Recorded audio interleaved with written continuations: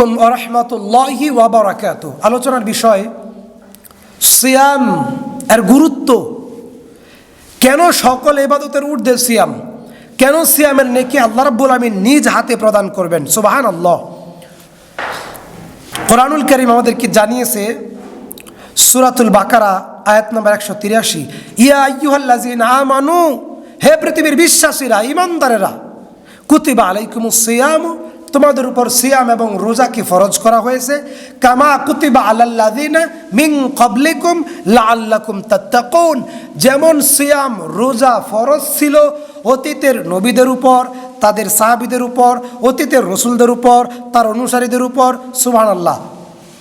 সিয়াম রোজা এই উম্মতি মুহাম্মদের উপর নতুন কোনো ইবাদত নয়, এটা আল্লাহ রাব্বুল আলামিনের পক্ষ থেকেই চূড়ান্ত ঘোষিত এবং সৃষ্টির শুরু থেকেই। সুবহানাল্লাহ। কেন সিয়াম ফরজ করা হয়েছে?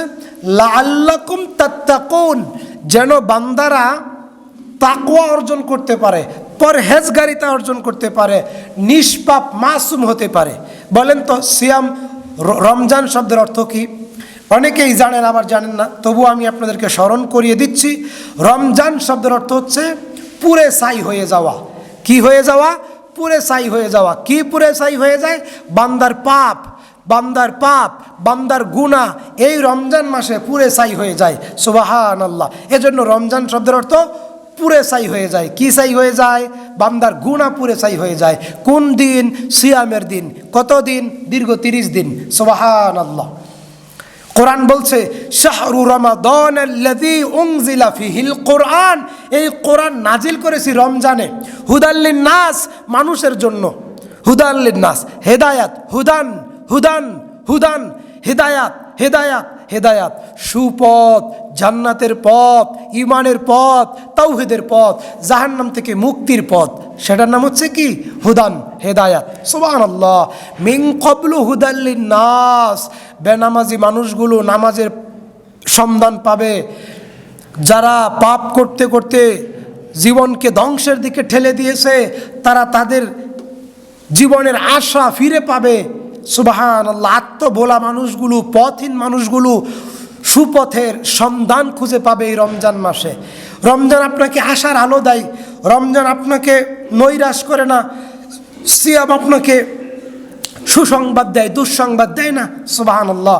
সাহাবী আবু হুরায়রা রাদিয়াল্লাহু তাআলা আনহু বলেন, রাসূল সাল্লাল্লাহু আলাইহি ওয়াসাল্লাম বলছেন, আসসিয়ামু লি ওয়া আনা আজজি বিহি, বান্দা সিয়াম পালন করে আমার জন্যে এবং আমি আল্লাহ নিজ হাতে এই বান্দাকে এই নেকি প্রদান করব। সুবহানাল্লাহ।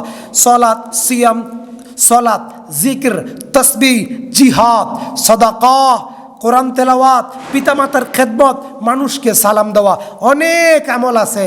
কিন্তু বন্ধুরা আমার, কোন আমলের নেকি আল্লাহ রাব্বুল আমিন নিজ হাতে দিবেন না, এই কথা হাদিসে নাই।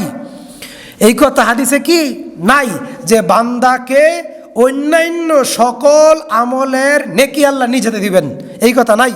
কেবলমাত্র সিয়াম রোজার নেকি আল্লাহ রাব্বুল আলামিন বান্দাকে নিজ হাতে দিবেন। কিন্তু কেন? সুবহানাল্লাহ। এটা অনেক কষ্টের ইবাদত, এটা অনেক দামি ইবাদত। সাহাবী আবু হুরায়রা রাদিয়াল্লাহু তাআলা আনহু বলেন, রাসূল সাল্লাল্লাহু আলাইহি ওয়াসাল্লাম বলছেন, যে ব্যক্তি রমজান মাসে জীবিত থাকলো, যে ব্যক্তি রমজান মাসে সুস্থ থাকলো, কিন্তু দীর্ঘ 1 মাস সিয়াম পালন করলো না, আল্লাহকে খুশি করতে পারলো না, তার অতীতের গুনাহসমূহ মাফ করাইতে পারলো না, সে ব্যক্তি ধ্বংস, সে ব্যক্তি ধ্বংস, সে ব্যক্তি ধ্বংস। জাহান্নামের খাতা থেকে, জাহান্নামের তালিকা থেকে তার নামটা কাটাইয়া জান্নাতের তালিকায় লিপিবদ্ধ করাইতে পারলো না, নেকামলের মাধ্যমে ওই ব্যক্তি ধ্বংস। নাউযু বিল্লাহি মিন যালিক। সম্মানিত মুসল্লিয়ান, রাসূল সাল্লাল্লাহু আলাইহি ওয়াসাল্লাম বলছেন, রমজানে কি হয়? আবু সামাই, রমজানে আল্লাহর রহমতের দরজা খোলা থাকে,